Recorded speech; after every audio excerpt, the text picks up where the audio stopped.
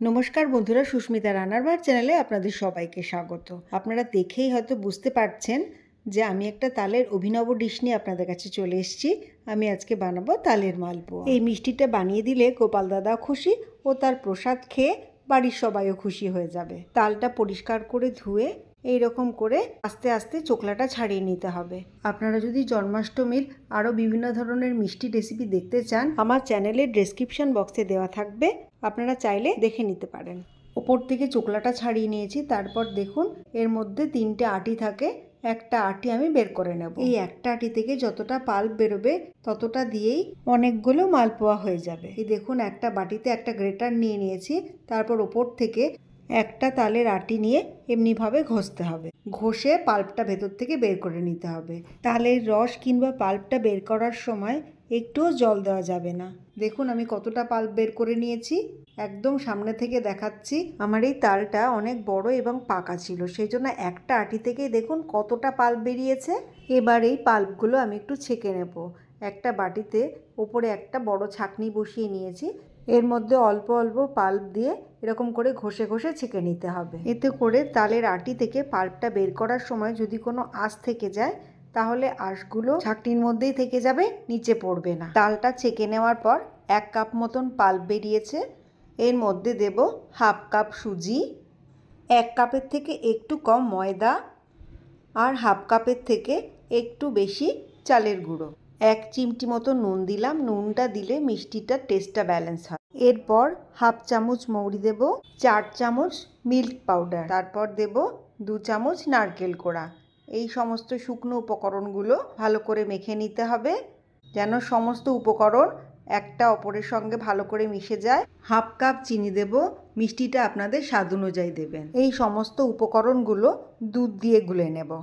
দুধটা দিয়ে গুললে টেস্টটা অনেক গুণ বেড়ে যাবে। আমি এখানে অল্প অল্প দুধ দিয়ে মাখছি। দেখুন একেবারে পুরো দুধটা দিয়ে দিইনি, অল্প অল্প দুধ দেব আর ভালো করে মাখতে থাকবো। আপনারা চাইলে এখানে পরিষ্কার করে হাতটা ধুয়ে হাত দিয়ে মাখতে পারেন।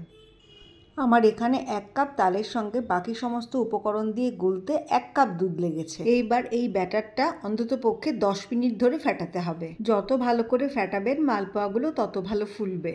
দেখুন এই রকম কনসিস্টেন্সি আসবে, খুব ঘনও হবে না, খুব পাতলাও হবে না। আমি 10 মিনিট ঢাকা দিয়ে রেখে দেবো। ঢাকাটা খুললাম, ব্যাটারটা একদম সেট হয়ে গেছে। এরপর হাফ চামচের একটু কম খাবার সোডা দিয়ে দেবো।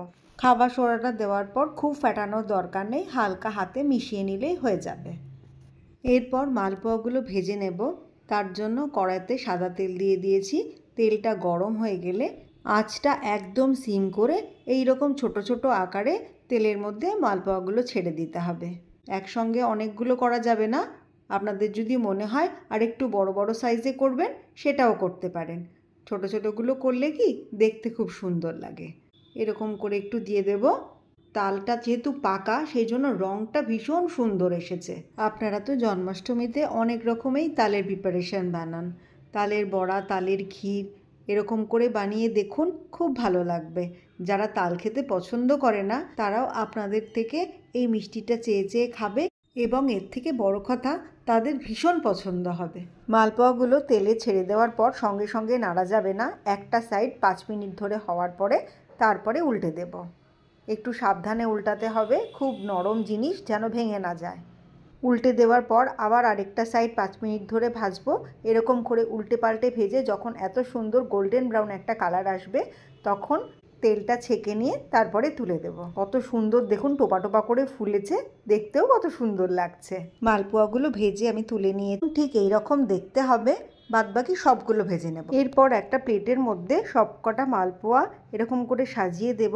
তারপর ওপর থেকে আপনারা যদি ক্ষীর বানাতে পারেন তাহলে তো খুব ভালো, সেটা দিয়ে গার্নিশিং করে দেবেন। আমি এখানে কনডেন্স মিল্ক দিয়ে একটু গার্নিশিং করে দিয়েছি। তারপরে কয়েকটা কাজু ও পেস্তা মিক্সিতে বেটে একদম মিহি গুঁড়ো করে নিয়েছিলাম, সেইগুলো ওপর থেকে একটু ছড়িয়ে দেব। এতে যে কি অসাধারণ একটা স্বাদ আসে আপনাদের কি বলবো, না খেলে আপনারা বুঝতে পারবেন না। তাহলে আমি আশা করব এই জন্মাষ্টমীতে আপনাদের বাড়ির গোপালকে এই তালের মালপোয়ার রেসিপিটা বানিয়ে খাওয়াবেন আর আমাকে জানাবেন কেমন হয়েছে। Thank you so much.